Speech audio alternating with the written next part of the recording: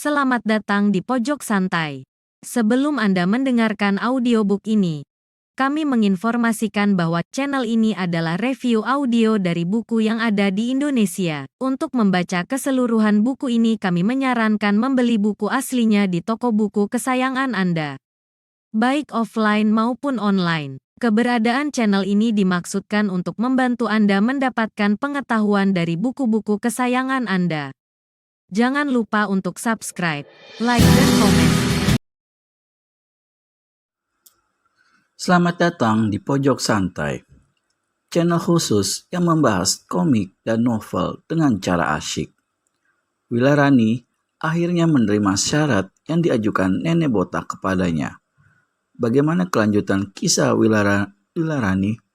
Yuk langsung saja disimak video berikut ini. 20 tahun sesudah Wilarani datang pertama kali di biara pensuci jagat. Kamar itu diselimuti kesunyian. Hampir tak ada perbedaan dengan masa-masa di 20 tahun yang silam. Hanya dua manusia yang ada di dalam kamar itulah yang kelihatan banyak berubah. Nenek kepala botak kelihatan semakin tua. Kedua mata serta pipinya mencekung. Keriput-keriput ketuaan sukar untuk dihitung berapa banyak menggores di mukanya. Umurnya sudah lebih dari 90 tahun. Namun, suara dan tutur katanya tetap keras dan tegas, dan pandangan matanya setajam ujung pedang. Di hadapan nenek tua kepala botak ini, duduk seorang perempuan berusia setengah abad. Rambutnya hampir putih semuanya. Pada parasnya juga jelas kelihatan gurat-gurat ketuaan. Namun, gurat-gurat ketuaan ini tidak sanggup memupus kecantikan yang dimilikinya sejak masa mudanya. "Muridku Wilarani," berkata si nenek. 20 tahun sudah berlalu. 20 tahun sudah lewat. Rasanya cepat sekali.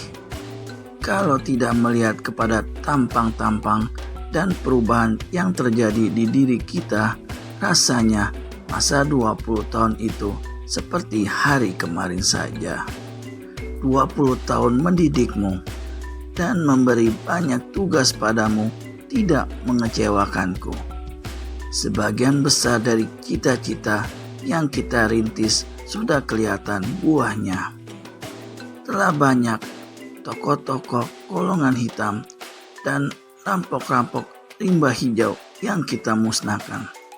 Cuma sayang, beberapa tokoh silat perempuan golongan putih yang kita harapkan bantuannya hilang, lenyap, tiada ku ketahui. Entah mati, entah sembunyi, atau bertapa mempersuci diri. Eyang Sinto Gendeng itu jago perempuan yang memiliki kesaktian luar biasa. Ketika ku sambangi ke Gunung Gede, tak ada di pertapaannya. Tapi kita jangan kecewa. Cita-cita kita untuk menenteramkan dunia ini, untuk mensucikan jagat milik Tuhan ini, agar kembali pada keadaan sewaktu semulanya dulu, harus kita laksanakan. Beberapa tokoh silat perempuan sudah sepakat dengan kita untuk mengambil alih menenteram dunia ini dari tangan laki-laki. Mereka diantaranya Dewi Kerudung Biru dan Dewi Lembah Bulan Sabit. Sekalipun aku tak ada nanti, usaha dan cita-cita kita mesti terus dijalankan. Karena selama dunia ini berputar, selama itu pula kejahatan dan kekacau balauan berlangsung. Sekarang jumlah biarawati yang ada di dalam biara pensuci jagat ini sudah berjumlah 100 orang. 101 dengan kau dan 102 dengan aku. 50 dari biarawati itu adalah angkatan tua yang seangkatan dengan kau, tapi dibandingkan dengan kau, ilmumu jauh lebih tinggi. Kau sudah mewariskan seluruh ilmuku, Wilarani. Yang 50 lainnya adalah biarawati dari golongan baru yang masih muda-muda. Kau dan kawan-kawanmu harus ajarkan ilmu kesaktian aku pernah ajarkan pada mereka. Bila tiba saatnya mereka harus disebar di seluruh pelosok guna menjalankan tugas yang dibebankan oleh cita-cita kita bersama. Si nenek kepala botak memandang ke langit-langit kamar. Ketika kepalanya diturunkan kembali, dia bicara lagi, maka suaranya bernada rawan. Wilarani, hari ini sudah tiba saatnya bagiku untuk menerangkan siapa namaku.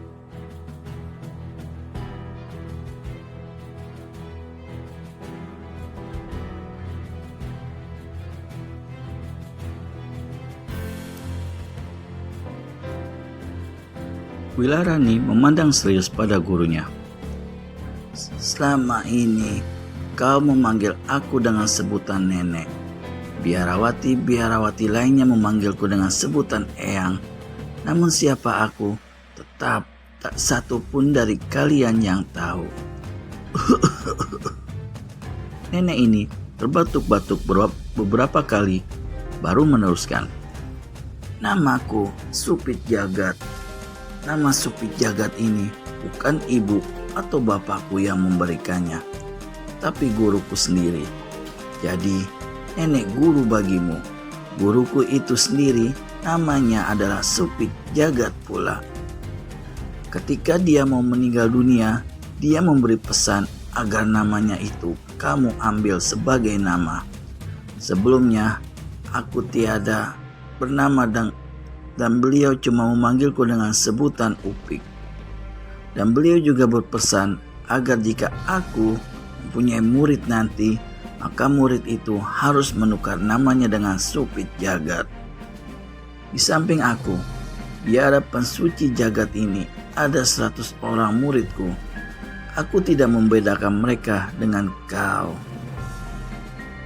Tapi dari kenyataan, kau adalah murid yang paling cerdas, rajin, patuh, serta yang paling tinggi ilmunya. Karena itulah nama Supit Jagat kuwariskan kepadamu dan mesti kau pakai mulai detik ini juga. Kau mengerti? Wilarani mengangguk. Supit Jagat atau nenek berkepala botak itu berdiri dan melangkah ke dinding di mana tergantung sapu lidi yang merupakan senjatanya yang sangat sakti. Diambilnya sapu itu, lalu dia melangkah ke hadapan Wilarani. Muridku, seikat sapu lidi ini bernama Sapu Jagat. Ini merupakan senjata sakti yang merupakan salah satu senjata utama di antara senjata yang termasyhur di dunia persilatan. Senjata ini kuwarisi dari guruku dan hari ini kuwariskan kepadamu. Tentu saja Wilarani hampir tak percaya mendengar ucapan gurunya itu. Ayo, terimalah, kata Supit Jagat yang berkepala botak. Dan Supit Jagat yang berambut putih atau Wilarani ulurkan kedua tangannya menerima seikat sapu lidi itu. Sewaktu telapak tangannya menyentuh sapu lidi itu, Wilarani merasakan adanya satu keanehan.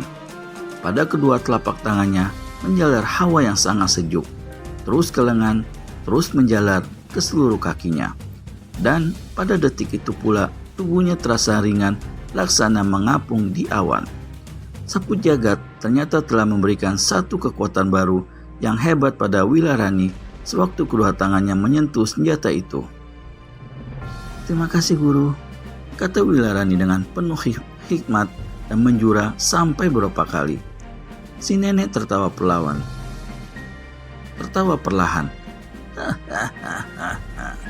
Ada kelainan pada tertawanya kali ini.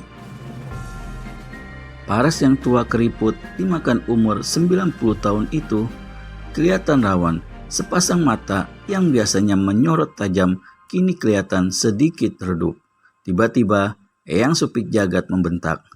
Sekarang tutup kedua matamu rapat-rapat, Supit. Supit Jagat atau Wilarani segera menutup kedua matanya sebagaimana yang diperintahkan. Dalam diam berpikir-pikir apa yang hendak dilakukan gurunya, tiba-tiba laksana petir menyambar, satu tamparan keras melanda pipinya sebelah kiri. Plak! Tak ampun lagi, Wilarani rebah ke lantai, tiada sadarkan diri. Sewaktu dia sadarkan diri dan mengucek-ngucek kedua matanya, Wilarani terkejut bukan main. Eyang Supit Jagat dilihatnya menggeletak di lantai. Kedua matanya terpejam dan napasnya tiada lagi. "Guru," pekik Wilarani. Tapi mana sang guru bisa mendengar karena memang nyawanya sudah putus.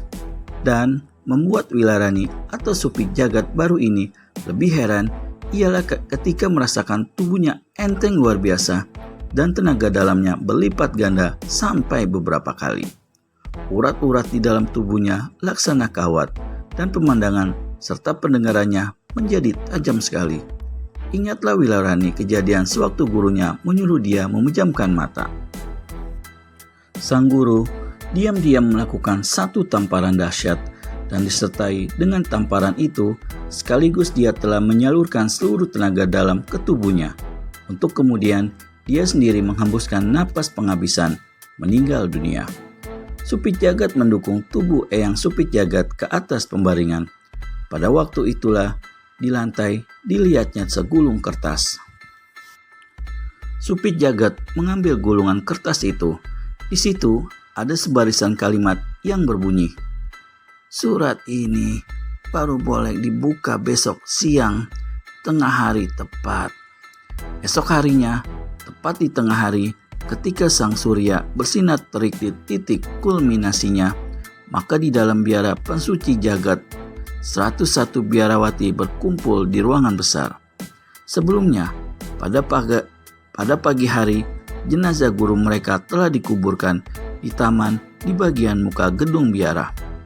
Suasana sunyi sepi dalam ruangan besar itu. Sunyi sepi serta masih diselimuti rasa duka cita karena berpulangnya guru mereka yang juga merupakan ketua biarawati. Wilarani yang kini sudah mewariskan nama Supit Jagat tapi belum diketahui oleh biarawati di situ berdiri dari kursinya. "Biarawati 1," katanya, "harap datang ke sini dan bacakan surat yang ditinggalkan oleh ketua kita." Biarawati 1, seorang yang sudah lanjut usianya, berdiri. Dari Wilarani diterima segulung kertas. Dia melangkah ke mimbar dan membuka gulungan kertas itu. Kemudian terdengarlah suaranya membacakan isi surat yang dibuat Eyang Supit Jagat sebelum matinya. Apa gerangan isi surat yang akan dibacakan Biarawati 1? Temukan jawabannya di video selanjutnya hanya di channel Pojok Santai. Segera subscribe dan tekan tombol lonceng untuk mendapat notifikasi video terbaru dari kami. Terima kasih dan sampai bertemu kembali.